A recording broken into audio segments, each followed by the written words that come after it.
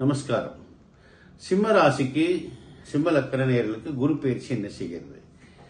இந்த நேரத்தில் ஒன்று நான் சொல்லிக்கணும். ஏன்னா அங்கே அந்த பக்கம் அட்டமத்து சனி, இந்த பக்கம் விரைய குரு, 12 உச்சம் பெற்றிருக்கிற குரு ராசிக்கு அட்டமாதிபதியாக இருந்து 12 உச்சம் பெறும்போது இந்த மொத்த குரு பயிற்சியையும் கொஞ்சம் பண பிரச்சனை இல்லாமல் சிம்ம ராசிக்காரர்கள் மூவ் பண்ணிடுவாங்க.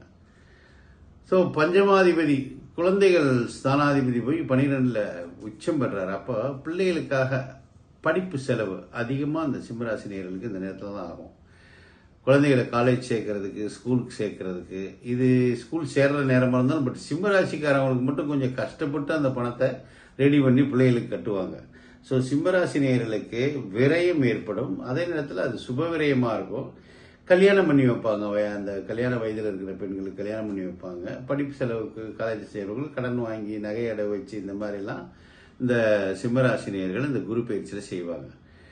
அட்டமத்து சனியிலிருந்து தப்பிக்கக்கூடிய நேரமே இதுதான். இந்த 12 மாதங்கள் எப்படின்னு கேட்டிங்கன்னா, சனி 8ல் இருந்தாலும் குருவோட பார்வையில் இருக்கார் இல்லையா, பாதிப்புகள் ஏற்பட்டாலும் அந்த பாதிப்புகளின் விளைவுகள் ரொம்ப பரிபூர்ணமாக அவங்க மேலே பாயாமல் இந்த குரு சேஃப்டியாக பாதுகாப்பார்.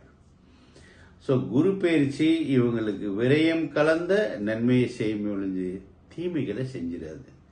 சனி பயிற்சி தான் தீமை செய்த ஒழிஞ்சு குரு பயிற்சி சிம்ம ராசி சிம்ம லக்கண நேயர்களுக்கு நன்மையே மட்டும்தான் செய்யுது. வணக்கம்.